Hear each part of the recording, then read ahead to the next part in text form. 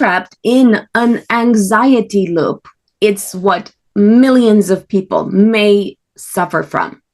And that's why we have Ashley Bloxham, and she'll be talking about how you too can overcome anxiety and heal trauma so you can empower yourself to have a more exciting life that fulfills you. So Ashley, tell us, how can entrepreneurs heal anxiety? Heal podcast with Lily Patrascu shares longevity and anti-aging techniques to stay young forever, increase energy, overcome addiction, and live your longest, best life ever. Shared by world's most innovative, alternative, and traditional health thought leaders, healers, and doctors. Discover quantum healing strategies to heal your mind, body, and soul. Well, I think anxiety, first of all, I think it's good to know what it is. And I think as an entrepreneur myself, anxiety seems to be something that I deal with all the time because we're constantly putting ourselves out there. And anxiety tends to stem from something where there's uncertainty and we don't know what's going to happen. So when you're an entrepreneur, you're constantly being faced with uncertainty. So yeah, I'm going to talk a little bit about what anxiety is, and then I'll give you some tips and tricks, because I'm a counsellor, some tricks of the trade on how to manage it and help you on your journey. Very good. So tell us, what's the blueprint for people to heal or to reduce anxiety? I think, first of all, it's knowing what it is. I think anxiety has this reputation for being this horrible thing and it's mental health, but actually anxiety is just a normal part of our biological system.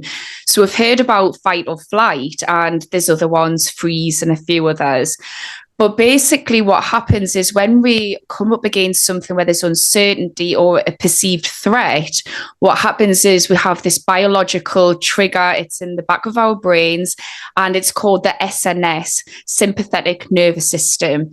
And you can think of this like your body's accelerators. So when we're feeling a bit uncertain, we've got a little perceived threat, we kick into this accelerator. But on the backside of that, what we should be doing is shifting into our PNS, which is parasympathetic nervous system, and that's our body's brakes. And I think everybody gets anxiety, it's normal, but what some people struggle to do is to hit the brakes and self-regulate. So the blueprint for it is, first of all, realizing that it's normal. And the second part is thinking, okay, if I'm constantly accelerating, how do I hit the brakes? And there's some things that I'm going to share today. So first of all, it's important to know that our bodies and our minds are connected. And this is called a biofeedback loop. So we have something called the vagal nerve, and I'm not going to get into any more technical things just to overwhelm you.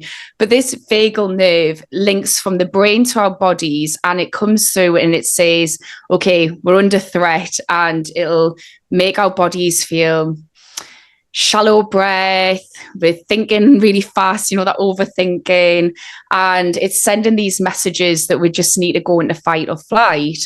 And what happens is our bodies can also signal to our brains that we're stressed or to calm down. So you can actually access these body's brakes through your body telling your brain to calm down, or your brain telling your body to calm down. So I think that's an important thing to remember, that there's actual hacks that we can do to calm it down. Thank you. So what physical things can you do to calm down your mind?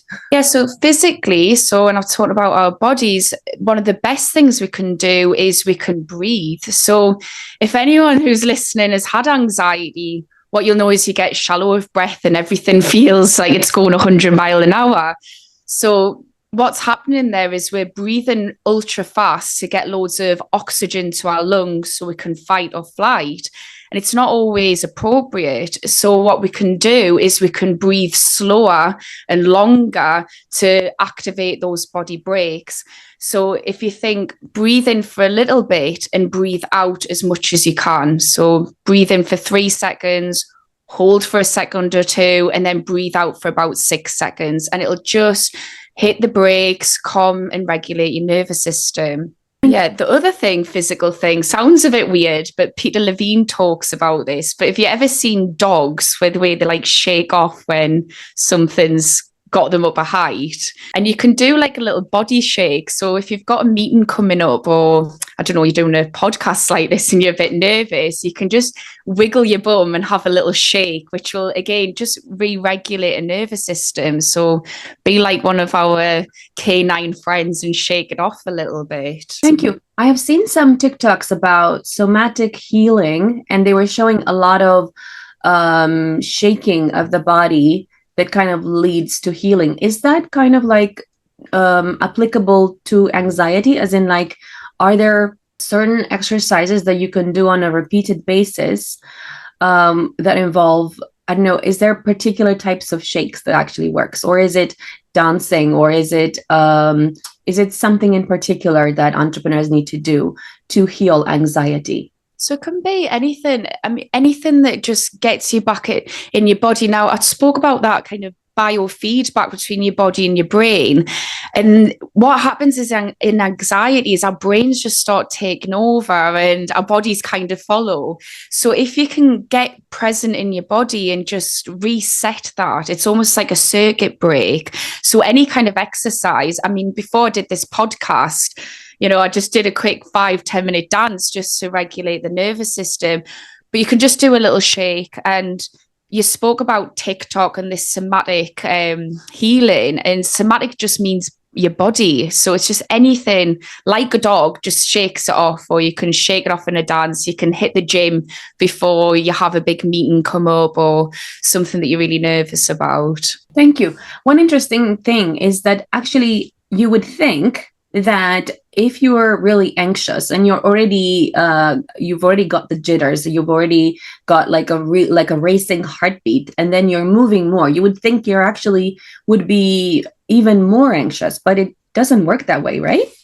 No, it acts as a circuit break, because your brain isn't a multitask. I know that us women get called multitaskers, we're not. It can't do more things at once. So if you're doing that, you're shifting the focus. And especially, I think when we're anxious, we're often in our own heads. We're just ruminating around things which aren't helpful. And just shifting that into our body really does just help lower it down and start again and just refocus. Thank you. What are some other techniques that we can use in order to heal anxiety? Is it something that we can do with our mind? Yeah, so absolutely. So I said it's a biofeedback. So it's good to get your body on board, but then our minds really just take over everything. So it's good to have our minds on board. So something that we can do with our mind is, first of all, get curious about what kind of mind you've got. Like, what is your mind saying? We have something like, the average person has about 64,000 thoughts a day. And it's really good to get to know what kind of thoughts are going on. And I heard somebody, I can't remember the name, but it was somebody called it the shitty committee in your head. And we have these inner critics which are constantly putting us down.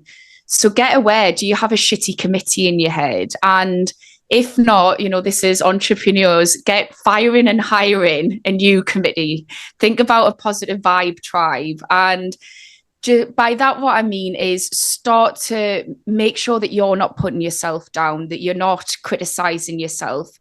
Big yourself up. Be your own biggest fan who's just cheering you along this path that you're on in your entrepreneurship. So yeah, get conscious. And if you're really struggling to really switch up that shitty committee to the positive vibe tribe, then start to think what's triggering these thoughts, what's going on, and see if you can date it back. So it might be that you really struggle with, say, comments on social media, and it really affects you, this judgment. So think back to where's times where I've really struggled with judgment, maybe in my childhood or something like that, and start to reevaluate it, because half the thoughts that we have are based on beliefs that we created when we were a child, and we wouldn't let a child run our companies. So don't let the child run your mind. Start questioning these thoughts.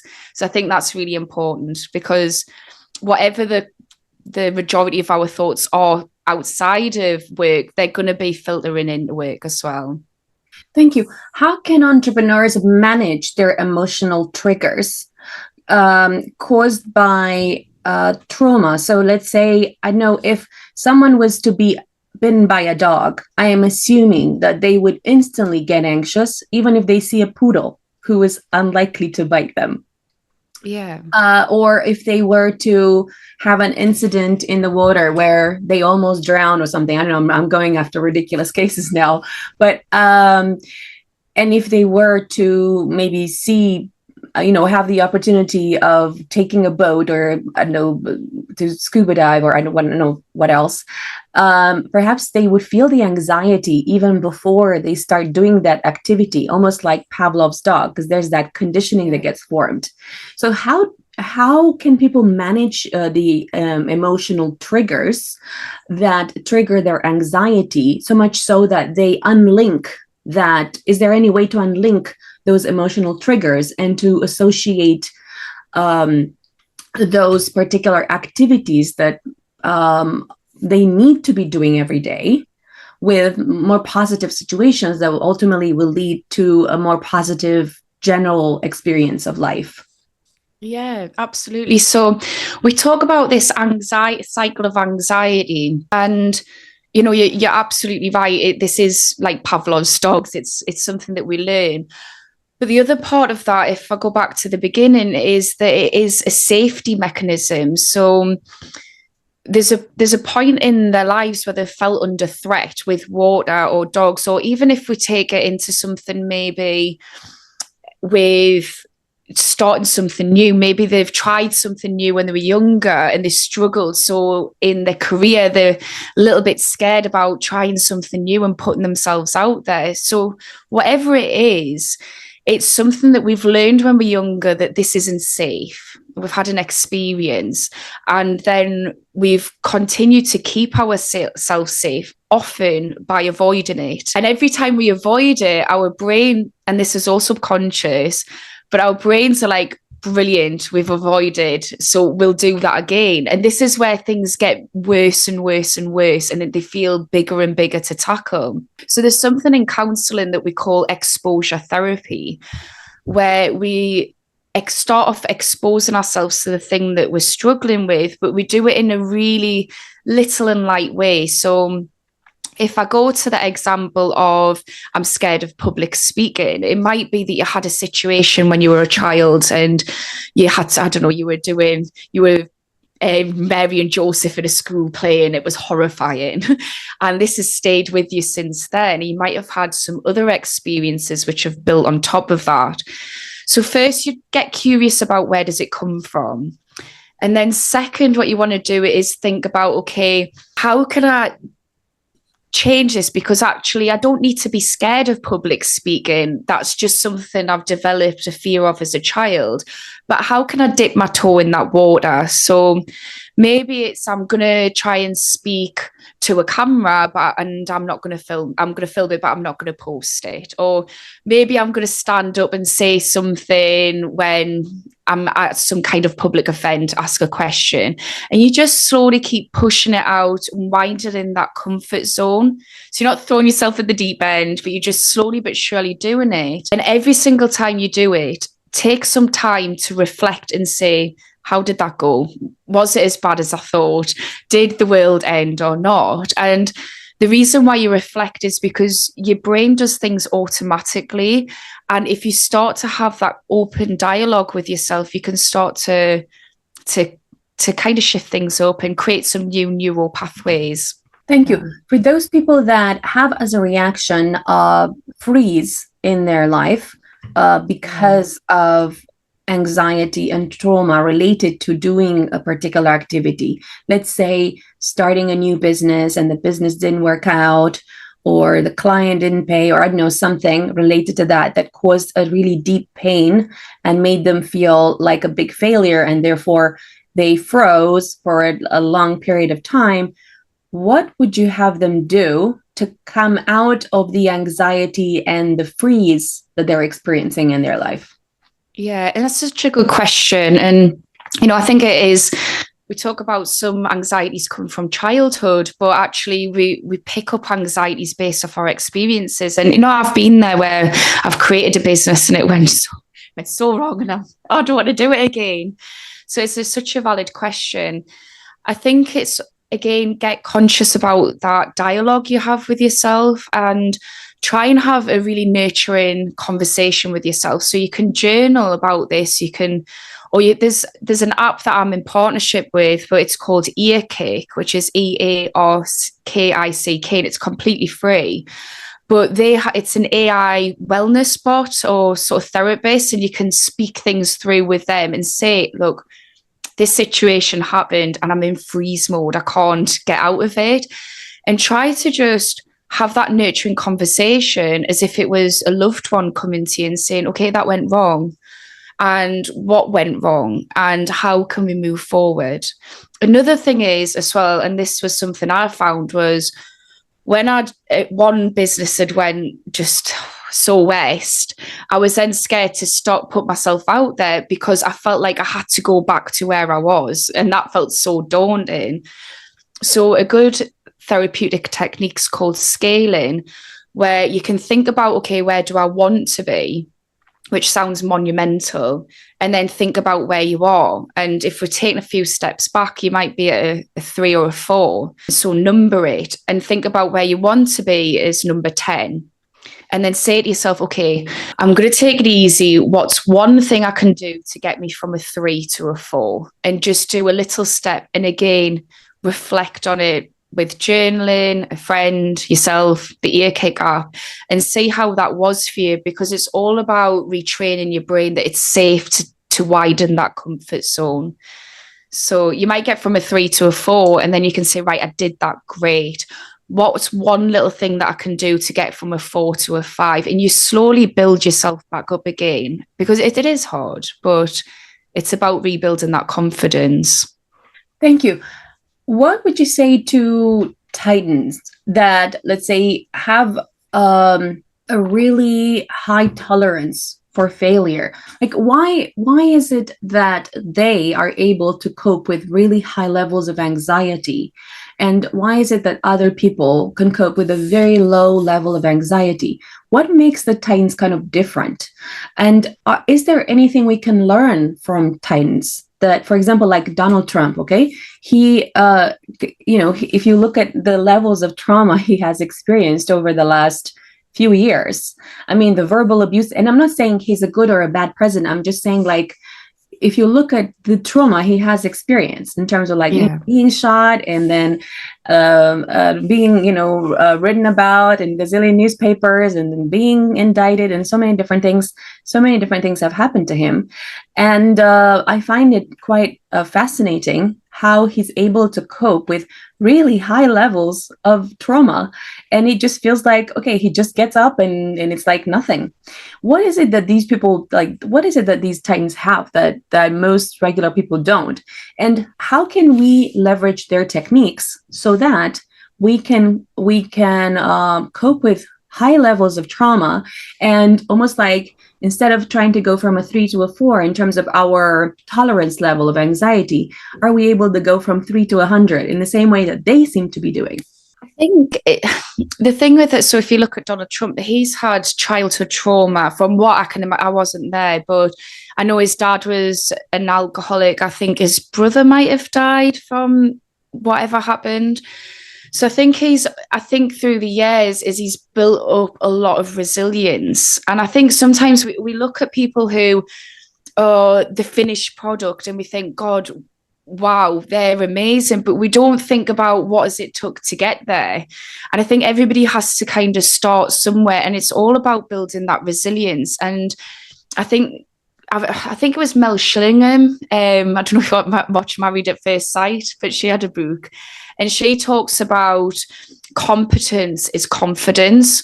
So the more you push yourself out of that comfort zone, and she doesn't say throwing yourself in the deep end, but widen that comfort zone and keep bringing it out, the more you'll get there. So I think what we're seeing with these Titans is that finished product, and we're comparing ourselves, thinking, why are we not like Donald Trump?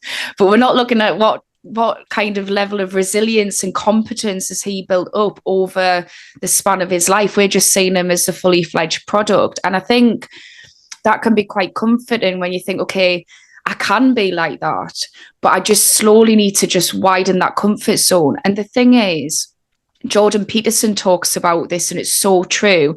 When you start going on this upward spiral, the trajectory that you go on and the speed of it is exponential, because if you improve, say, by twofold, that's then going to improve by twofold again. And you're just going to keep building yourself up faster than you could imagine. But it's just about saying, okay, I've had a knock, I've had a failure. What did I learn, and how am I going to get back up on that horse? Because if we look at Donald Trump, he got straight back up there and put himself out there. And that's where you've got to begin. You've got to think, right, I'm going to do this. Thank you. How do you turn anxiety into ongoing courage? Because I think sometimes you use that anxiety as an excuse to kind of say you're stuck in life, you're trapped, you don't know what to do, and then you don't actually fulfill your full potential. And and the reason I ask is because I find, for example, there are times in my life where I'm ultra courageous. And a lot of the times it's actually associated with having a good diet, going to bed on time, resting at the appropriate time, not oversleeping, doing really great things that fuel me up. Are there any certain activities or habits or routines that kind of help us to go from anxiety to courageous all of the time? Yeah, I think so. There's a couple of things, and I'm just going to grab it. So what you explained there was like when you're sleeping and you're doing all the right things with your body, that's absolutely key, because again, if we think about our bodies and how we regulate it, if we're already under stress, aka our body's not managing food properly because we're filling it, we're full of all these things which are hard to break down, we're not sleeping, what's happening is we're already starting on anxiety. So I've got a pen here I don't know if people who are just listening, I'll try my best to explain, but if we have an anxiety level at the bottom of the pen, when we're feeling a bit of anxiety, it'll spike up, say, to half the pen, and then it'll go back down again. But if we're waking up and we've had hardly no sleep, we haven't got any self-care in our life, so we feel stressed out outside of work and we're not eating properly, then our anxiety level is starting halfway up the pen. And instead of it's starting off where it should end up, and instead it's going right the way over the top if something anxiety inducing is happening. And that's when we're getting into full panic mode or freeze mode. So it's really important to think, okay, I need my baseline to be at the bottom of the pen. And it's really good just to do breathing techniques. Obviously, our usual things we all know: don't eat sugar as much, make sure we're sleeping, make sure we've got self-care. But it's important to do that so that when we're going into anxiety-inducing situations, which often comes up with starting a business or in the early stages, we need to make sure that that anxiety baseline is as low as possible. Thank you. Are there any other routines or habits that we should maintain in order to become more courageous over the long term? Yeah, I think one thing that can really happen, that's been my experience being an entrepreneur with some failed businesses and then some more successful, is that what we tend to do is we go all or nothing. I don't know if that's something you can relate, where we at the beginning we're thinking, oh my God, I'm going to do this and that, and you're just living and breathing your work. And what tends to happen is we can get to this burnout, or it's overtaken our life and something goes wrong and we go into that freeze mode and we're in that nothing stage. And it's really hard to get from nothing to all again. So I think it's really important that we're really balancing it out, thinking about it being a marathon, not a sprint, and making sure that we're making time for our family and friends, and we're making time for our pets and for self-care, so that we're not feeling like this is just consuming our lives. I know it sounds a bit counterproductive because you're like, I need to do everything to get started, but it's about making sure you've got that balance in life. Thank you. I found that, for example, for me, the thing that was giving me the most anxiety in terms of entrepreneurship was actually posting on social media. Because when I was posting on social media, I was visible. And because I was visible, I was, you can say, exposed to potential harm, to potential like dislike, and even to people ignoring me, and to potential judgment. And I think that the thing that I realized much after many years was that I was actually less you can say anxious about people that I didn't know that would comment. I was more anxious about people, even people that were like maybe in the same field, so competitors that were perhaps at a higher level than me. And I wasn't envious of them, but I was, you can say, embarrassed, thinking that perhaps I would look like a fool in front of them because perhaps I didn't know as much as they did, and I would perhaps take actions that they would never take because they know better. And then I think the thing that kind of made me relax a little bit was posting somewhere else where nobody knew me. So I started posting on TikTok, and then like I didn't ask anyone to follow me. You know, like how you start a new account and then like you're asking, oh, you know, follow me here, and I didn't ask anyone. And I find that people did find me there as well, but somehow I find that because I didn't ask them actually to follow me, somehow I felt more at peace. And I think that you also have to find your triggers for you know, certain things, and maybe try to eliminate them.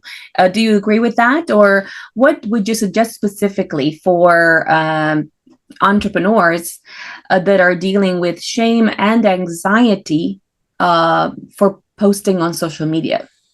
Yeah, you know, when you were telling us, I did exactly the same thing, like almost identical. I actually went onto TikTok first. And I think, you know, sometimes it's just about accepting like we are just human, and it is a really big thing to put yourself out there. It feels really big. It's actually a really great and brave thing, but it's easier to say it to somebody else than do it yourself. So I think that's absolutely right. Find ways to feel comfortable. And we spoke about widening that comfort zone. Beginning on a different platform is a way of dipping your toe into putting yourself out there without throwing yourself in the deep end. And I'm sure you've moved across platforms since then, but it's just making it right. I'm going to do something, because sometimes we can really get to a stage where we think I'm not going to do anything because the thought of that is too big.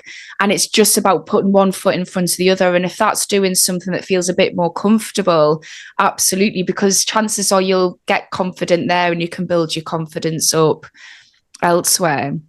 I also think in terms of social media, it's good to look at our evolution. So we stem from like your hunter-gatherer tribes, and we're supposed to be accepted within our tribe. It was absolutely fundamental to our survival. The problem is the tribes used to be a hell of a lot smaller than hundreds of thousands of people on the internet. So sometimes it's good to remind ourselves that this is human. Like I want to be accepted. I don't want to be judged. And that's normal, but that doesn't mean that I'm going to stop. And we spoke about Trump and Titans. Pick your favorite Titan and say, I'm going to be more Trump.